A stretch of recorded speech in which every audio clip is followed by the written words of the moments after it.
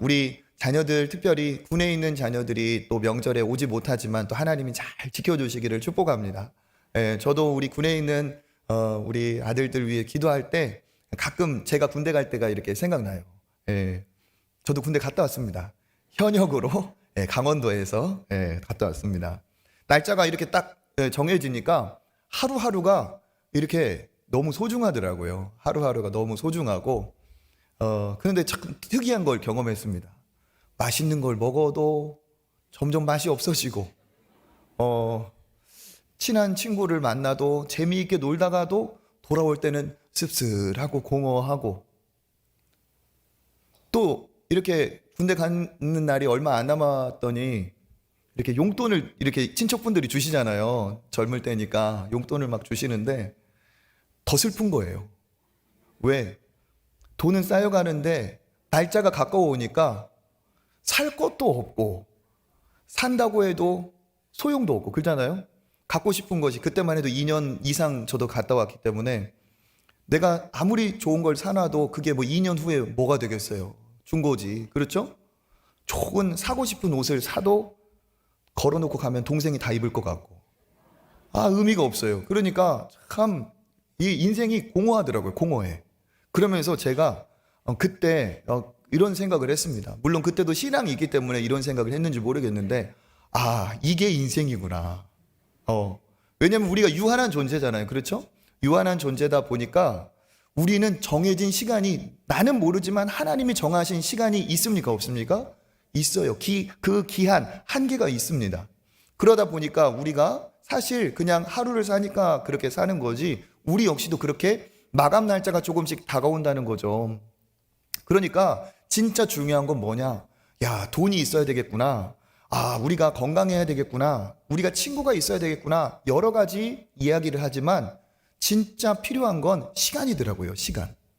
시간이 없으면 아무것도 가진 것이 없는 것과 똑같습니다. 쓸 시간이 없는데, 그렇죠? 아무리 친구가 많아도 만날 시간이 없는데 무슨 의미가 있겠습니까? 그런 것을 보며 믿음의 사람, 신앙의 사람들은 영적 지혜가 있어야 됩니다. 우리는 이 땅이 영원하지 않은 것을 알고 하나님이 주신 말씀처럼 세월을 아끼고 세월을 사는 지혜가 있어야 된다는 거죠. 그래서 오늘 그 말씀을 전하는 거예요. 벌써 2월 첫 주일입니다. 1월이 송구영신 예배 드린 지 엊그제 같은데 훅 또 지나갔죠. 1월 초에 제가 그 말씀을 전했어요. 세월을 왜 아껴야 되는지, 지혜가 있어야 된다. 그 말이 바로 이렇게 시간이 소중하고 빠르기 때문에 그렇죠. 에베소서 5장 15절과 16절 한번 읽어보겠습니다. 그런즉 너희가 어떻게 행할지를 자세히 주의하여 지혜 없는 자같이 하지 말고 오직 지혜 있는 자같이 하여 세월을 아끼라. 때가 악하니라. 아멘. 지혜가 있어야 됩니다. 그런데 이 지혜는 특별히 어떠한 지혜입니까? 세월을 아끼는, 시간을 아는 지혜입니다. 왜 그렇습니까? 때가 악하기 때문에 그렇죠. 때가 악하다는 게 무슨 말입니까? 우리의 시간을 노리는 시간의 도둑들이 너무 많다는 거예요. 그렇기 때문에 우리가 자칫 그것에 쏠리면 우리의 시간을 정말 아낌없이 낭비하고 그것으로 인해서 허전하고 공허할 수밖에 없다는 사실입니다.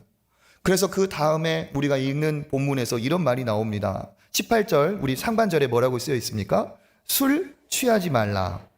이는 방탕한 것이니. 아멘.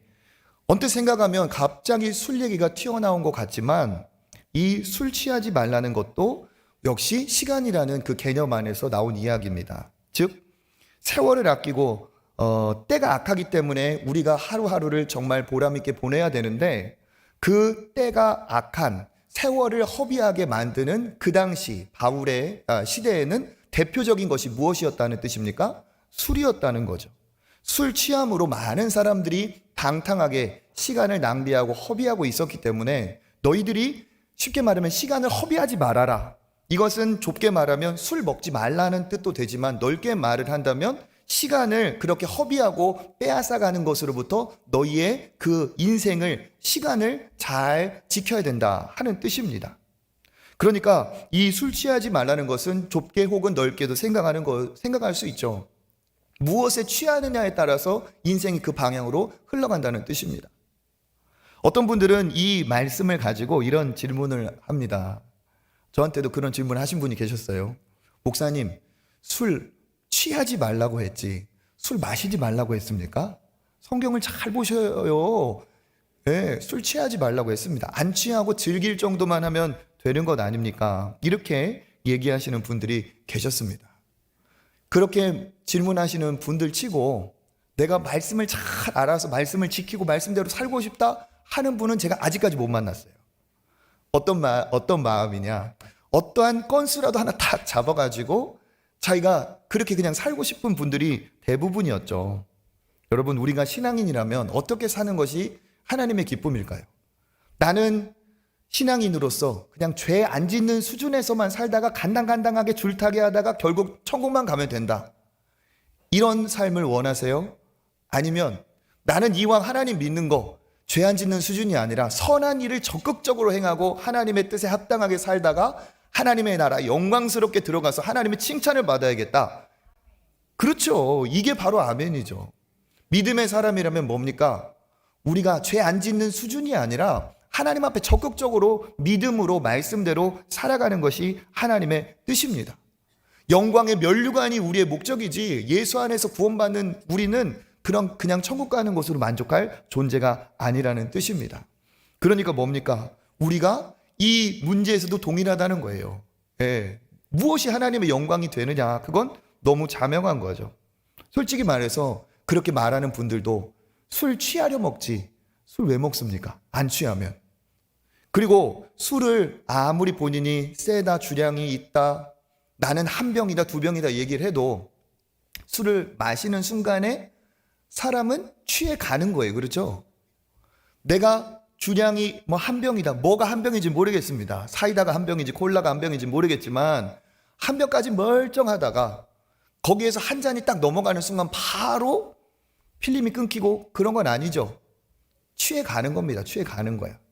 그러니까 오늘 이 말씀을 통해 보면 사실은 이 술에 대해 엄중한 경고의 말씀으로 들어야지 적당히 즐기면 된다는 것이 아니라는 거죠.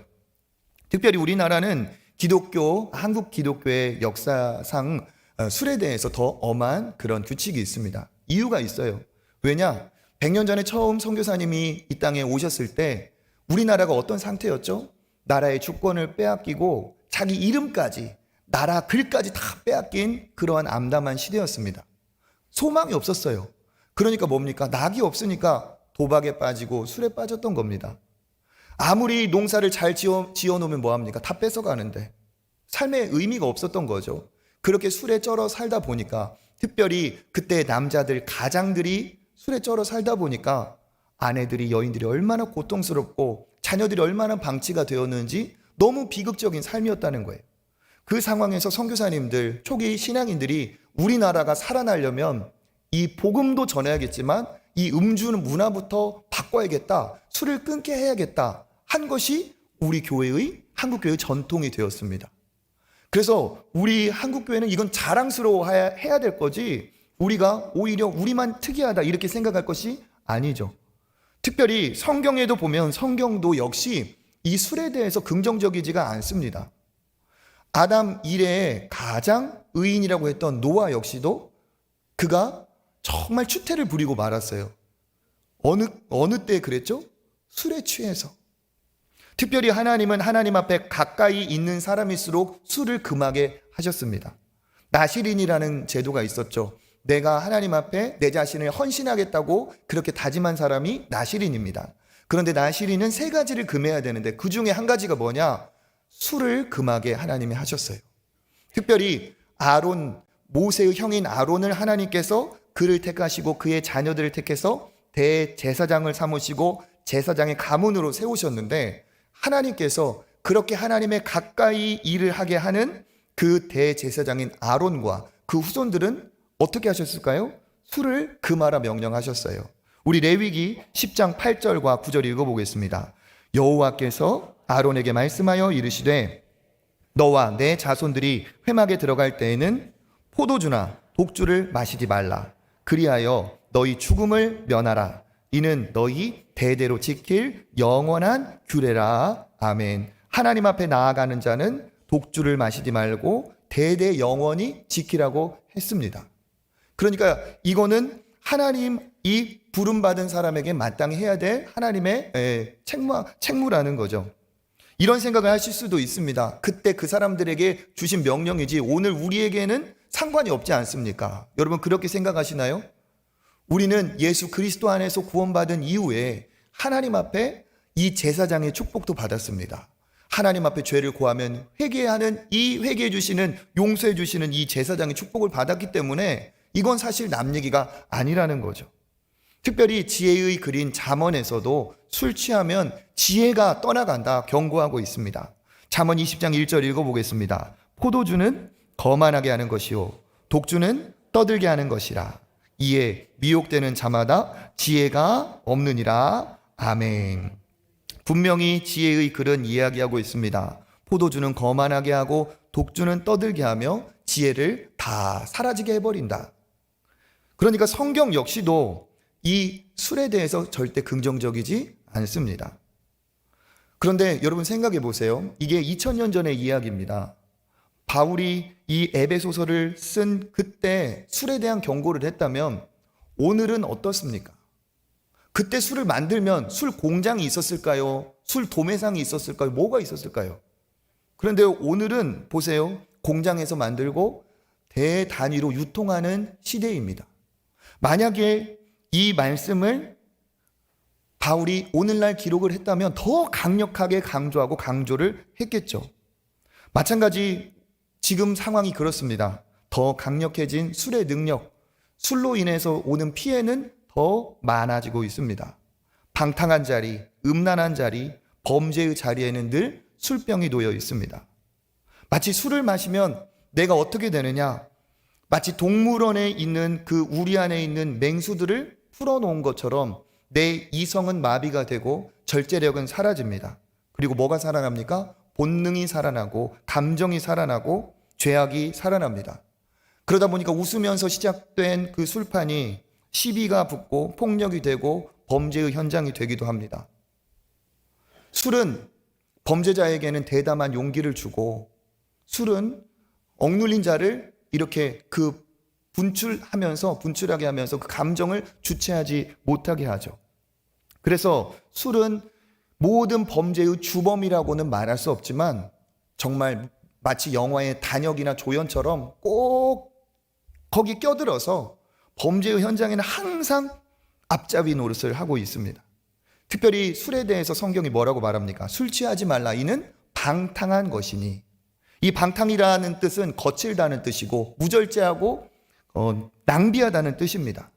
즉 술을 마시는 순간 술에 취하느라고 낭비하고 술에 깨느라고 낭비하고 술에 깬 다음에는 자기가 친 사고 추태를 만회하기 위해서 돈도 시간도 또 낭비를 하는 거죠. 가장 우리가 잘 알 수 있는 예가 누가복음 15장에 있는 탕자의 예입니다. 그 탕자가 어떤 사람입니까? 그 아버지에게 얘기한 거예요. 방탕한 그 아들이 아버지 어차피 돌아가시면 아버지의 돈 나한테 유산으로 주실 거 지금 필요하니까 미리 좀 땡겨 주시죠. 아주 배은망덕한 그런 불효의 이야기를 합니다.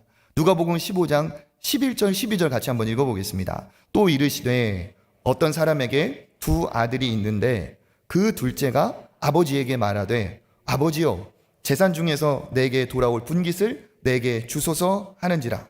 아버지가 그 살림을 각각 나누어 주었더니 이 돈을 가지고 어떻게 됩니까? 다 모아서 이제 떠나는 겁니다. 13절 읽어보겠습니다.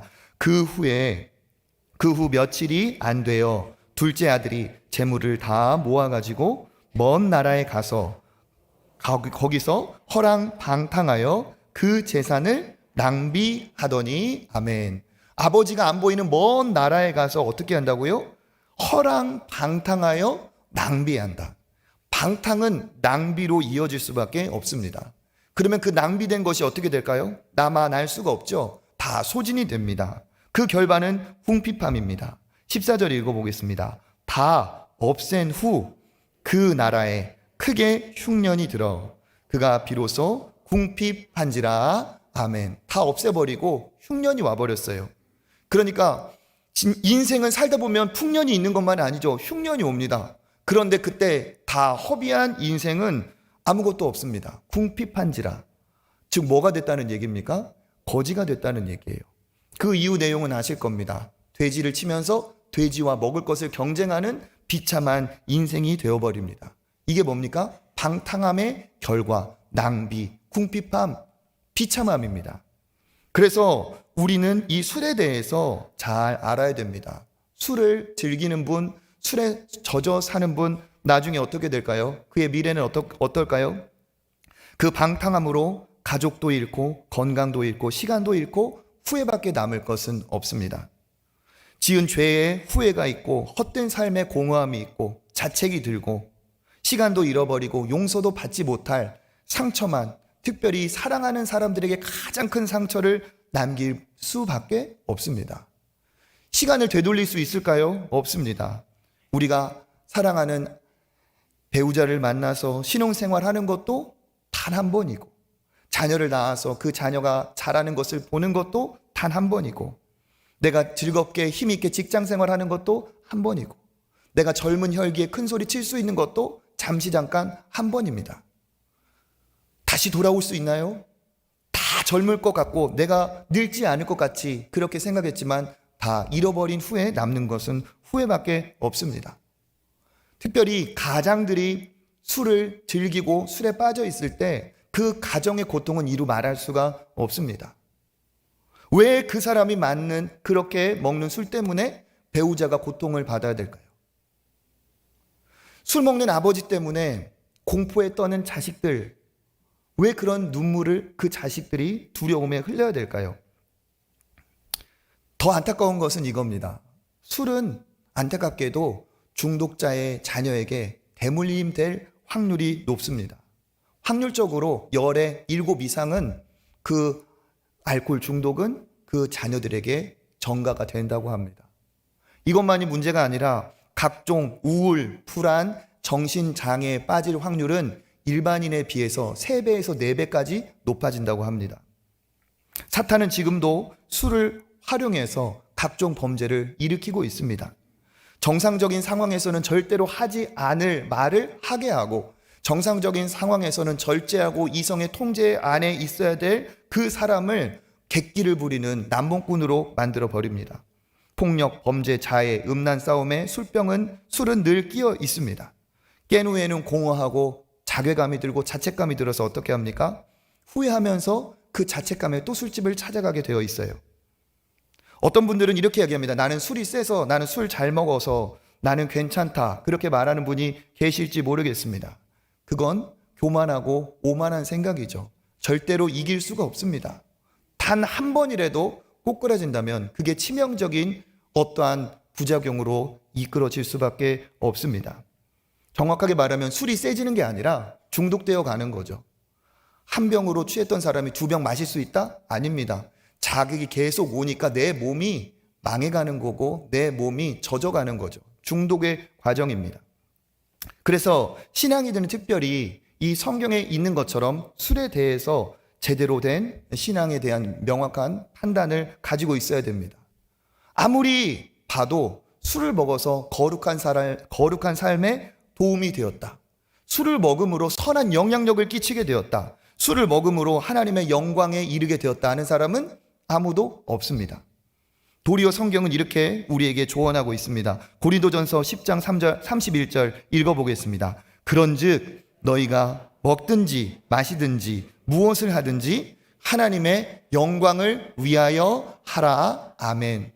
먹고 마시는 것마저도 하나님이 기뻐하실 영광스러운 것으로 우리가 나아가야 되는 것이죠. 어떤 분은 이렇게 얘기합니다. 목사님, 혼자 마시고 피해만 안 주면 되는 것 아닙니까? 글쎄요, 자기 자신에게 주는 피해는 어떻게 하시려고 그러십니까? 가장 소중한 내 육신, 하나님께서 주신 이 거룩한 성전이라고 하는 내 육신은 어떻게? 그 술로 인해서 점점 힘겨워하는 간은 어떻게 하고, 그걸로 인해서 오는 신체 이상현상은 어떻게 하시려고 그러십니까? 술은 무절제와 항상 연결되어 있기 때문에 항상 풍성한 어떤 음식 같은 것이 연결이 되죠. 술 먹으시면서 적정한 혈압, 적정한 신체 수치, 적정한 체중을 유지하는 사람을 본 적이 없습니다. 이건 술만이 아니죠. 하나님이 우리에게 맡기신 이 육신은 거룩하고 소중한 것이고 우리가 그렇게 다루어야 됩니다. 그러니까 흡연의 문제라든지 다른 어떠한 것을 내가 하나님이 기뻐하지 않는 몸에 해가 되는 음식을 먹는다든지 해로운 인체의 습관들을 모두는 경건하지 않은 하나님이 기뻐하지 않는 습관들입니다. 이것은 어떻게 해야 됩니까? 우리가 그것을 다 버려야 된다는 거예요. 하나님이 그 사람을 90세까지 예를 들어 살 수 있는 시간을 주셨는데 흡연을 하고 그가 술을 먹느라 시간이 10년 줄어서 80, 70, 10년, 20년 일찍 가게 되었다면 반드시 그 사람은 하나님 앞에 책망받을 사람이겠죠. 왜 그렇습니까? 나에게 주신 이 귀한 육신을 관리하지 못한 책임이 있습니다. 이런 분도 계세요? 제가 집에 가보면 여러분들이 계십니다. 근데 좋은 번쩍번쩍한 장식장을 짜놓고 그 장식장 안에 술병을 가지런히 놓으신 분이 계세요. 큰 병, 작은 병. 이 귀여운 거. 어떤 거는 이렇게 생수 같은 이게 맑은 색깔. 어떤 거는 보리차 색깔. 여러 종류가 있어요. 어떻게 생각하세요? 하나님을 믿는 자녀의 가정에 말씀이 걸려 있고 보면 은혜가 되는 것들이 있어야 될 텐데 그게 만약 있다면 그게 내 눈으로 계속 보고 있다면 나는 무엇을 주목하고 내 인생은 어디로 흘러갈까요? 그걸 쳐다보는 자녀들, 손자, 손녀들은 무슨 생각을 할까요? 그런 분들이 여기에는 안 계실 거라고 생각하지만 여러분 거룩이라는 것이 와서 예배드리고 옷 잘 입고 무거운 큰 성경책 들고 다니는 게 거룩이 아닙니다. 거룩이라는 것은 일상에서 드러나야 되는 거예요. 하나님의 자녀로서 하나님의 자녀다운 모습이 말에서 일상에서 드러나야 됩니다. 그것이 지금 내 얘기다 생각되는 분 없을 거라 생각하지만 혹 주변에 그런 분들 계시면 오늘 당장에 처리하시고 어떻게 처리? 먹어서 처리? 먹어 없애 나쁜 거 내가 먹었어야지. 아니죠. 다 분리수거하시고 혹시 안 믿는 남편 때문에 어쩔 수 없이 그런 것을 지켜봐야 되는 그러한 우리 집사님들, 권사님 혹시라도 계신다면 하나님 앞에 작정하고 기도하세요. 하나님이 은혜 주셔서 내 남편 입에 대는 순간 혹은 우리 아들 입에 대는 순간 그냥 구역질이 나오고 하나님의 역사가 일어나도록 기도하시길 바라겠습니다. 그런 날이 속히 오길 간절히 바랍니다. 그것을 하나님이 기뻐하세요. 이게 거룩입니다. 특별히 우리는 생각해야 될 게 무엇이냐? 꼭 부적을 붙여놓고 우리가 그렇게 우상 숭배하는 것만 이게 우상 숭배가 아닙니다. 그 당시 술은 종교의 영역이었어요.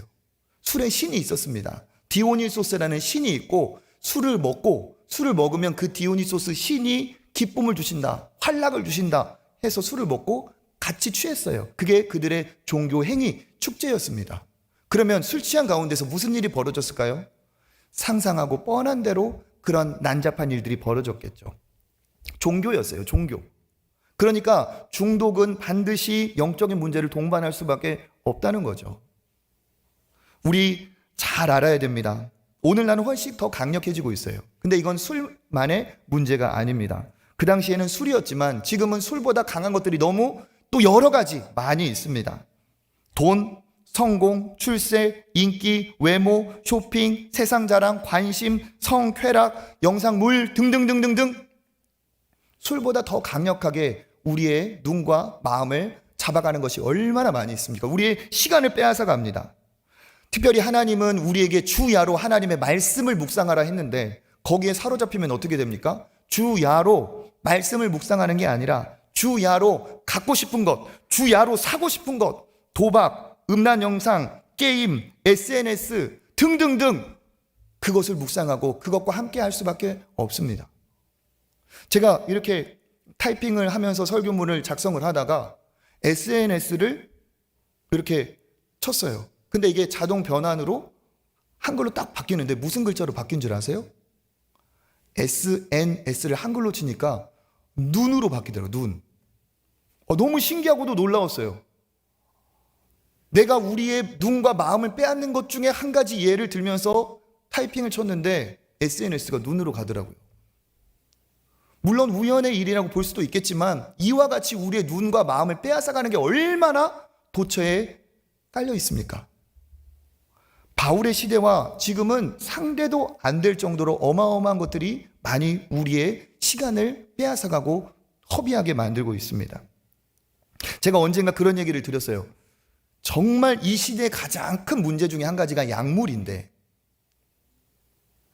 그걸 한번 언제 얘기를 드려야겠다. 제가 오늘 그 얘기를 좀 드리려고 합니다.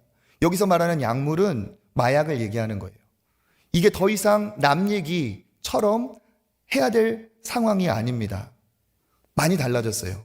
예전에는 어떻게 해야 되느냐, 특정 소수 어떤 범죄자, 그러한 그 부류에 있는 분들에게만 소통이 되었는데, 지금은 인터넷이 발달하고 정말 익명의 SNS 사회망이 발달을 하면서 불특정 다수, 너무나도 맘먹으면 쉽게 접근할 수 있는 시대가 되어버렸습니다. 저는 이렇게 표현하고 싶어요. 이 약물을 진짜 사탄의 핵폭탄이라고 말하고 싶어요. 약물. 제가 마약이라는 단어를 쓰고 싶지 않아서 약물이라는 단어를 쓸 테니까 그렇게 알아들으시면 됩니다. 다른 것은 한 번 손댄다고 바로 중독되지 않아요. 그런데 이거는 한 번만 접해도 완전히 사로잡히고 끝나는 겁니다. 얼마나 강력한지 그것을 한 번 경험한 순간 인생은 망하게 되어 있습니다. 그런데 지금 상황이 어떠냐? 기댈 곳이 없고 소망이 없고 스트레스가 너무 극심하기 때문에 그런 것에도 생각이 가는 시대를 살고 있다는 사실이에요. 우리 자녀들은 어떻습니까? 치열한 경쟁을 하고 있습니다. 집중하려고 막 약을 먹고 카페인을 먹고 별수를 다 쓰는 시대이고, 이 압박감, 스트레스를 이길 방법이 없어요. 그러니까 어떻습니까? 잠이 안 오니까 잠 오는 약을 먹고, 잠이 안 깨니까 잠 깨는 약을 먹고, 두통, 각종 신경성 장애, 심지어는 다이어트, 외모를 위해서도 약을 취하는 시대입니다. 너무 인생이 팍팍하게 옥죄어 오는 상황에서 탈출구가 없어요. 마음의 병이 찾아오기도 합니다. 그러면 더 약을 의지할 수밖에 없는 상황이죠. 약 자체가 나쁘다는 뜻이 아니라 이렇게 우리가 약에 의존하는 시대를 살아가고 있다는 거예요. 이 틈을 타서 노리고 있다는 거죠. 특별히 이 전문가들의 의견에 따르면 흡연이든 뭐든 한 가지에 중독이 되어 있는 사람은 약물 중독으로 갈 확률이 더 높다고 합니다.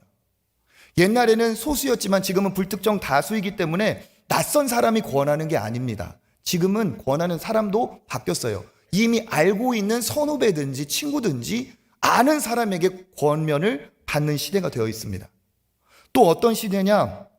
그들이 뭐 이렇게 협박을 하면서 먹어라 하는 시대가 아닙니다. 같이 우리 나락으로 가자 이런 시대가 아닙니다. 어떻게 하느냐? 다 알고 있는 상황에, 야, 머리 아프지? 두통이 힘들지? 약 하나 줄까? 이 약을 먹어보면 어때? 야, 너 우울하지? 슬프지? 내가 좋은 약이 있는데 이거 먹으면 괜찮아질 거야. 심지어는 생리통, 심지어는 우울, 여러 가지 다이어트 목적으로 그것을 이렇게 둔갑시켜서 준다는 거예요. 술과 연관되어 있는 장소에서는 훨씬 더 쉽게 접근할 수 있습니다. 그들이 이렇게 권하는 이유는 뭡니까? 두 가지예요. 첫 번째는 돈입니다. 돈. 속여서라도 돈을 가지려는 거예요. 빼앗아 가려는. 두 번째는 뭘까요? 특별히 젊은이들에게, 젊은 우리 자매들에게 뭡니까? 그들의 성이죠. 몸입니다.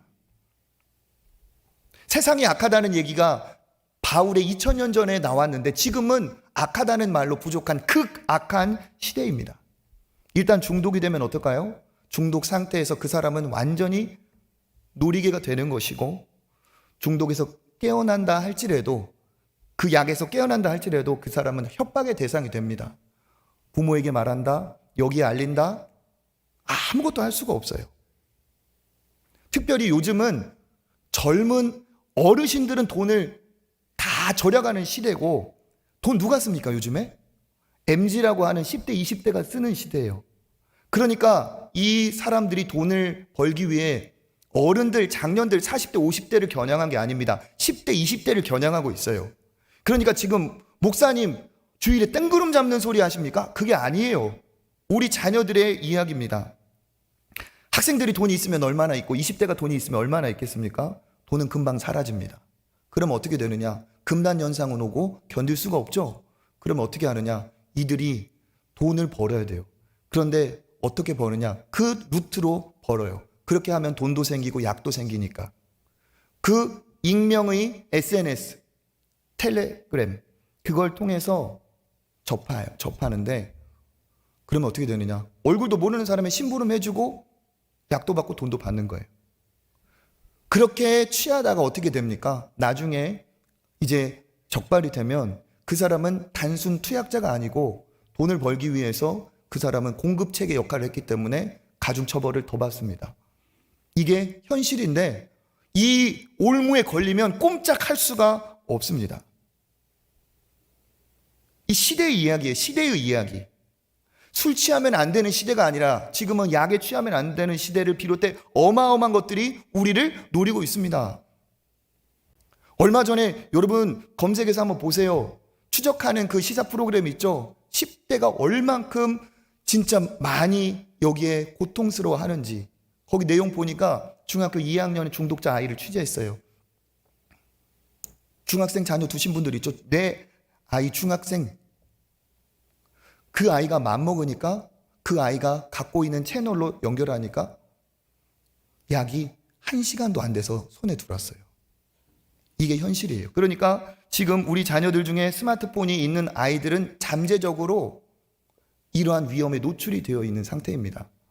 10대만 돼도 부모 마음대로 할 수 있습니까? 못해요.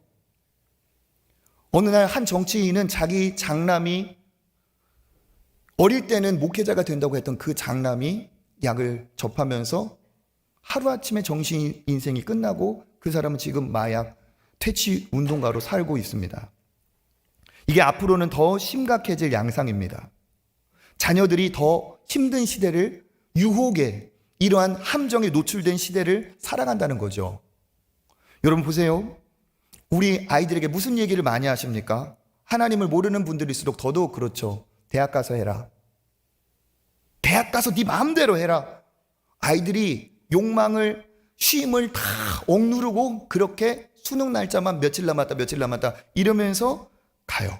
그러다가 대학에 갑니다. 좋은 대학이라도 가서 서울이라도 가면 다 그 학생들이 어떤 유혹을 받고 어디로 발걸음이 향하게 되어 있느냐? 젊음의 거리라고 하는 홍대, 이태원, 어디 갑니까? 클럽이라는 곳에 가요. 자기들이 놀이터인 줄 알고, 자기들의 놀이터인 줄 알고, 그런데 클럽은 놀이터가 아니고 사탄 마귀의 사냥터죠. 한순간에 자기도 모르는 사이에 블랙아웃이라고 하죠. 정신을 잃고 어떻게 될지 모릅니다. 예쁘고 잘생길수록 더 위험합니다. 능력이 있을수록 더 위험합니다. 돈이 많을수록, 더 매력적인 사람일수록, 그런 젊음이 있을수록 더 위험합니다. 성적으로 유린당하거나 협박하고 갈취당하죠. 우리가 남의 얘기라고 할 수 없는 그 사건, 사고가 정말 많아요. 2021년에 부산 컨테이너에서 코카인이 압수가 되었는데 2021년 사진 한번 보여주실래요? 억대로 하면 이게 천억대. 분량으로 따지면 100만 명이 투약할 수 있는 분량이 이게 컨테이너에서 압수가 됐습니다. 2021년 얘기예요. 그런데 이게 수량으로 따지면 35kg 정도 된다 합니다. 그 다음 이게 얼마 안 된 지난달 얘기입니다. 한 달도 안 된 얘기예요. 부산항에서 그 배 밑바닥에 방수를 처리해서 붙여오는 것을 이거를 발견을 한 겁니다. 자그마치 수량이 100kg. 이게 돈으로 따지면 3,500억이랍니다. 3,500억. 거기다가 이 약을 몇 명이 투약할 수 있냐? 330만 명. 이게 어느 정도냐면은 전라 남북도 합치면은 이 정도 비슷해지는 거예요. 전주 시내 인구로 따지면 모든 전주 시내 인구가 5번 이상 할 수 있는 수량입니다. 이게 남 얘기, 남의 나라 얘기가 아닙니다. 검거된 것만 이 정도이니까 다 우리가 안심할 수 있겠습니까? 안심할 수 없어요. 실제로 생활 화수를 분석을 해봤어요. 이거는 뭐 이례적인 게 아니라 계속 지금 분석을 하고 있습니다. 그런데 작년 말의 수치입니다. 모든 전국 하수, 생활 하수에서 마약 성분이 검출이 됐어요. 이건 점점 증가 추세입니다. 게다가 여기 보면 저도 이걸 조사하면서 놀랐는데 저기 맨 밑에 있는 이걸 보면 이 코카인이라는 이 약은 지금 서울, 대구에 이어서 전북이 3번째, 3위예요. 검출량이. 네, 됐습니다. 제가 드리는 말씀이 뭔지 아십니까?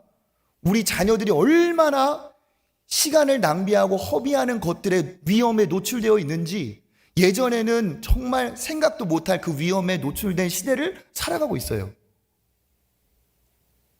왜 무서운가? 먹으면 이제 도파민이 나오는데 도파민이 호르몬이죠. 기쁘고 즐거울 때, 보람될 때 도파민이 나오는데 그 도파민이 기쁠 때, 즐거울 때, 행복할 때 나오는 수치가 1이라고 한다면 1회 투약으로 수천 배의 도파민이 나온답니다. 1회만으로 평생 나와야 될 도파민보다 더 많은 도파민이 나오는 거예요. 폭포수처럼. 그래서 그 시간이 짧게는 몇 시간에서 길게는 몇십 시간까지 간대요. 이 상황이 되면 어떻게 되느냐? 뇌에서 하지 말아야 될 일이 벌어지는 거잖아요. 그러니까 뇌가 나만 하겠습니까? 뇌가 그들의 표현으로 말하면 녹아내린다고. 전두엽이 완전히 망가지는 거예요. 그러면 어떻게 되냐? 단순 감정밖에 남지 않은 그런 행동을 하는 거예요. 지적 연령이 확 떨어집니다. 마치 뇌에 구멍이 난 것처럼 뇌가 쪼그라들고 스펀지같이 돼버리는 거예요. 이러한 일이 진짜 일어납니다. 근데 더 중요한 건 뭐냐? 어린아이일수록 청소년일수록 이러한 일은 정말 치명적이라는 거예요. 미국은 지금 어떤 상황이냐? 더 쉽게 만들 수 있는 더 강력한 펜타닐이 지금 유행을 하고 있죠. 처음에 이게 1959년에 얀센에서 만들어질 때는 어떻게 만들어졌느냐? 암 환자들, 신체가 절단된 강한 이러한 고통에 있는 사람들을 진정시키기 위한 약물이었는데 이게 이제 기한이 지나면서 특허권이 만료가 돼가지고 너나 나나 어떤 제약회사도 만들 수 있게 되었어요. 돈이 되니까 중국이 뛰어들었습니다. 그러면서 이게 밀거래가 되는데 현재 미국 청소년들의 사망 1위는 펜타닐입니다. 이게 좁쌀보다 작은 좁쌀의 3분의 1 정도만 돼도 이게 치사량인데 그것에 중독되다 보니까 어떻게 그냥 그렇게 세상을 청소년들이 떠나는 겁니다. 우리나라는 처방전이 있으면 이거 구합니다. 2020년 기준으로 경찰청 발표에 10대의 처방이 1년 만에 27배가 늘었대요. 20대는 훨씬 더 많습니다. 27,878건. 이게 3년 전 통계니까 더 많아졌겠죠. 왜 세상이 약하고 정신 차리지 않으면 안 되는지 우리는 정확히 알아야 됩니다. 왜 이번 주에 청년들을 데려다가 수련회를 하고 새벽 2시까지 뜨겁게 기도하고 말씀을 듣고 그랬어요. 우리 중고등부 학생들 또 그랬죠. 왜 우리 자녀들에게 말씀을 가르쳐야 됩니까? 부모가 지켜줄 수가 없어요. 시대가. 본인이 깨어있지 않으면 그런데 내가 나를 지키려고 해도 너무 많은 함정들이 있기 때문에 스스로를 지킬 능력도 없습니다. 누가 지켜주셔야 되겠습니까? 하나님이 지켜주셔야 되는 거고 우리 자녀들이 무엇을 붙들고 살아야 되냐? 술병 붙들고 살고 친구 붙들고 살고 돈이나 성공을 붙들고 살 게 아니라 하나님 말씀을 붙들고 살아야 좌로 우로 치우치지 않게 되는 거죠. 그래서 2박 3일 동안 열심히 기도하고 아이들이 함께 합니다. 어떤 부모님은 또 부모님이 예수님을 모르는 부모님은 이런 부모님도 계실 수 있어요. 보충 수업 하는데 더 준비해야 되는데 왜 교회가 이렇게 아이들의 시간을 뺐는지 모르겠다.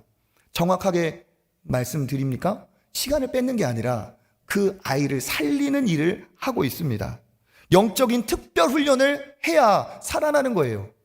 주일 예배만 드리고 딱 드리고 집에 끝나자마자 바로 와. 교회에서 더 있을 생각도 하지 마. 여러분, 만약에 우리 아들이 딸이 2박 3일 동안 3박 4일 동안 영어 특강, 국어 특강 받으러 간다. 좋아하시겠죠? 그런데 그것이 우리 자녀를 지킵니까? 등급이, 영어 수학 등급이, 대학 학벌이 우리 자녀들을 지켜줍니까? 아니에요. 하나님이 지켜주셔야 되고 우리 아들이 우리 딸이 말씀을 붙들고 있어야 이길 수가 있습니다. 저는 그래서 사실 2박 3일 하는데 3박 4일로 늘리고 싶어요. 실제로 제가 할 때는 3박 4일로 했습니다. 왜? 그만큼 아이들이 소중하고 세상이 그만큼 악하기 때문에 그렇습니다. 주일학교에서 우리 선생님들이 노력하는 이유도 그렇고, 또 우리 주일학교에서 이제 제자훈련도 시키고 아이들을 임원활동도 시키면서 할 거예요. 그게 반감을 가지고 왜 이러냐 할 게 아니라 오히려 교회에 고마워하고 그렇게 수고하시는 선생님께 선물 싸들고 와서 우리 자녀들에게 믿음을 위해 애써주셔서 감사합니다. 감사를 표현해야 될 일입니다. 신앙의 목적이 세상에서 1등 가는 게 아니죠. 어떤 분은 이렇게 얘기합니다. 네가 1등 가야 하나님의 영광이야. 앞질러 가야 돼. 하나님의 영광이야. 성경 찾아보십시오. 어디 그런 얘기가 있는지. 성경은 뭐라고 얘기하느냐? 1등 가는 게 하나님의 영광이 아니라 다르게 사는 것, 믿음 있는 사람으로서 믿음 없는 사람과 거룩하고 다르고 특별하게 사는 것이 이게 하나님의 영광이라고 얘기하고 있습니다. 하나님이 돈이 부족합니까? 학위가 부족합니까? 왜 1등 가야 하나님의 영광이라고 하죠? 그건 자기 탐욕의 합리화예요. 우리 자녀를 살리는 것은 국어, 영어 실력이 아닙니다. 제가 언젠가 얘기했죠. 제가 대전에서 사역할 때 가까이 있는 카이스트에 사건 사고가 그렇게 있어요. 그 똑똑한 친구들이 그 압박감을 이겨낼 수가 없어서. 여러분, 진짜 우리의 믿음의 목적은 믿음의 사람답게 다른 길로 거룩하게 다르고 특별하게 사는 것임을 믿습니다. 이것을 가르쳐야 돼요. 그래서 우리 주일학교는, 우리 교회는 계속 이 방향으로 갈 겁니다. 뭐라고 한들, 왜? 이게 하나님의 뜻이니까. 시대를 읽고 시대를 보는 눈이 열려야 됩니다. 복음으로 무장해야 됩니다. 어떤 분은 이렇게 생각할 수도 있죠. 목사님, 설교에 너무 자극적이고 세속적인 얘기해서 불편합니다. 그런데 여러분, 지옥을 얘기하지 않고 천국을 말할 수가 없습니다. 지옥이 얼마나 고통스럽고 악한 곳인지를 알아야 천국 가는 것에 대한 감격과 기쁨이 있고 복음도 전할 수가 있어요. 죄가 얼마나 하나님이 미워하시는지, 죄가 얼마나 심각한 문제인지를 알아야 회개도 할 수 있고 용서해 주시는 십자가의 사랑에 감사, 감격도 할 수 있는 겁니다. 돈, 섹스, 권력, 책 제목이죠. 리차드 포스터라는 분이 쓰신 책입니다. 왜? 바울은 술을 얘기했듯이 그는 현대 시대에 우리를 괴롭히고 우리의 유혹을 주는 게 뭐냐? 돈, 섹스, 권력이라는 거예요. 근데 그분이 책 서문에 보면 이런 얘기를 써놨습니다. 세속적인 것을 다루지 않고 절대 성스러워질 수 없다. 저도 100% 동감해요.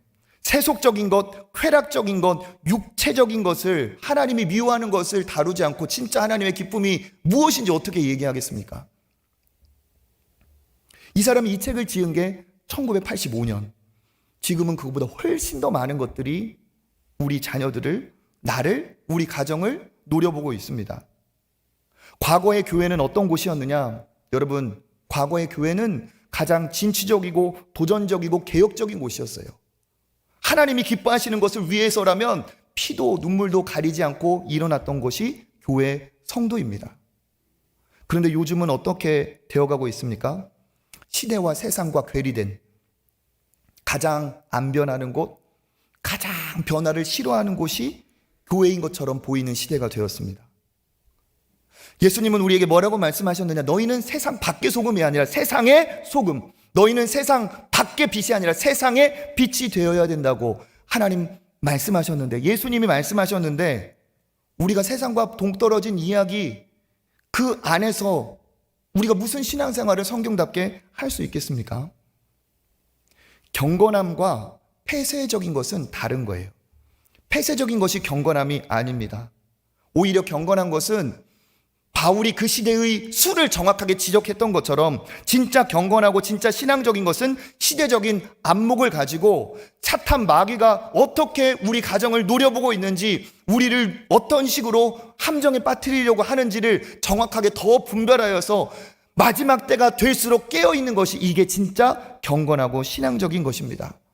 그러니까 진짜 믿음이 있는 사람이라면 영적인 조준경을 가지고 사탄 마귀가 어떻게 움직이는지를 보고 마치 저격수가 저격총을 보고 있으면서 그 저격수가 보다가 그 적군의 머리를 날려버리는 것처럼, 진짜 믿음이 있는 하나님의 백성이라면 이 시대를 분별하면서 어떻게 악한 영이 역사하는지, 어떻게 세상이 지금 돌아가는지를 보고 정확하게 조준해서 하나님의 말씀으로 머리를 쳐서 이겨야 될 그러한 시대인 줄 믿습니다. 우리는 세상과 괴리된 교회가 아니라 세상 안에서 선한 일을, 역할을 감당해야 될 교회입니다. 절대로 말씀드리지만 제가 드리는 말은 진짜 정말 절제하고 절제해서 이 시대의 얘기를 아주 빙산의 일각만 얘기한 거예요. 우리 아들, 딸들에게 일어나는 일들, 그 또래에게 일어나는 일들은 엄청납니다. 엄청나. 여러분, 오늘 이 본문을 만일 바울이 오늘날 썼다면 이렇게 얘기했을 거예요. 술 취하지 말라, 이런 말로 한마디로 안 했을 겁니다. 성공에 취하지 말아라, 돈에 취하지 말아라, 소비에 취하지 말아라, 이성과 쾌락에 취하지 말아라, 게임에 취하지 말아라, 영상에 취하지 말아라, 담배에 취하지 말아라, 네 자신의 자랑에 취하지 말아라, 외모에 취하지 말아라, 세상에 취하지 말아라. 얼마나 많은 얘기를 했을까요? 오늘 그러한 시대입니다. 그래서 오늘 말씀을 준비하면서 참 구구절절 이 말씀이 마음에 사무쳐 와요. 16절부터 세월을 아끼라, 때가 악하니라. 그러므로 어리석은 자가 되지 말고 오직 주의 뜻이 무엇인가 이해하라. 술 취하지 말라, 이는 방탕한 것이니 오직 성령의 충만함을 받으라. 얼마나 구구절절하게 마음에 다가오는지 모르겠습니다. 여러분, 자녀에게 무엇을 줘야 되겠습니까? 자녀에게 무엇을 심어줘야 되겠습니까? 곧 있으면 이 자녀가 내 손을 떠날 텐데, 명절이라도 한번 만나면 우리가 무슨 얘기를 해줘야 되겠습니까? 공부하고 성공하고 돈이면 해결된다? 아닙니다. 오히려 하나님 없는 그러한 인생은 그게 진짜 낭비고 허비예요. 꼭 술 취해서 허비입니까? 하나님 떠난 인생은, 이 아버지가 안 보이는 먼 나라로 간 그 아들은 뭘 해도 다 허비고 낭비입니다. 하나님 안에 있을 때 그것이 우리에게 진정한 복이 될 줄 믿습니다. 그래서 요즘 시대에 악이 어마어마한 힘을 가지고 노려보고 있어요. 이 악의 사슬을 우리가 어떻게 끊어낼 수 있을까? 방법은 한 가지밖에 없습니다. 더 강한 힘이 있어야 돼요. 중독이 얼마나 강력합니까? 그거보다 더 강한 힘이 있어야 돼요. 어떠한 것도 그것을 이겨낼 수가 없다고 합니다. 그런데 이길 수 있는 것 딱 한 가지 있어요. 중독보다 강한 천지를 창조하신 하나님입니다. 하나님 안에서 그 중독자들도 회복되고 있고 회복될 수 있습니다. 그래서 지금은 사실 이 약에 중독된 사람들도 다 처벌할 생각만 하지만, 진짜 살리려면 다 우리 아들이고 우리 자녀들이 우리 세대의 미래인데 처벌만 해서 될 거 아니에요. 그렇죠? 어떻게 해야 됩니까? 살려야 돼요. 다시 기회를 주고 갱생할 수 있는 뭔가가 또 있어야 되겠죠. 이런 것이 없으면 나와서 또 손을 댈 수밖에 없습니다. 이러한 것 때 우리 한국교회도 이제 깨어나야 될 때가 됐고, 우리도 자녀를 생각할 때 더 영적으로 무장해야 될 줄 믿습니다. 세상에 대안이 없어요. 아무도 자기를 지킬 수 없습니다. 부모도 가족도 지킬 수 없습니다. 반드시 영적 무장밖에는 답이 없습니다. 그래서 에베소서 6장 11절 읽어보겠습니다. 마귀의 간계를 능히 대적하기 위하여 하나님의 전신갑주를 입으라. 하나님의 무엇을 입으라? 전신갑주를 입으라. 하나님 앞에 영적으로 무장하는 방법밖에는 없습니다. 술이 가까운 사람은 약도 가까이 있어요. 술 친구 많은 사람은 그중에 약하는 사람도 분명히 있어요. 이 시대에 우리 깨어 있어야 됩니다. 자녀들을 위해 진짜 무엇이 중요한지 알아야 됩니다. 그리고 우리 교회는 그러한 대안이 되어야 될 줄 믿습니다. 중독보다 강력한 건 하나님의 능력밖에는 없습니다. 술 취하지 말라, 이는 방탕한 것이니 오직 성령의 충만함을 받으라. 성령 충만밖에는 답이 없어요. 그냥 성령을 아는 것 정도가 아니라 충만이 뭐예요? 차고 넘치는 거죠. 술 취한 사람은 술에 차고 넘치지만 우리는 성령이 차고 넘치는 그러한 새술에 취한 믿음의 사람 되어야 될 줄 믿습니다. 답은 성령 충만밖에 없어요. 성령에 충만한 건 그건 무엇이냐? 그것은 명절 지나고, 이어서 더 중요한 거니까 명절 지나고, 명절 때는 또 은혜가 되는 말씀 전해야 되지 않겠습니까? 명절 지나고 또 전하겠어요. 하나님이 기뻐하시는 깨어있는 믿음의 자녀, 믿음의 가정 다 되시기를 주님의 이름으로 축복합니다.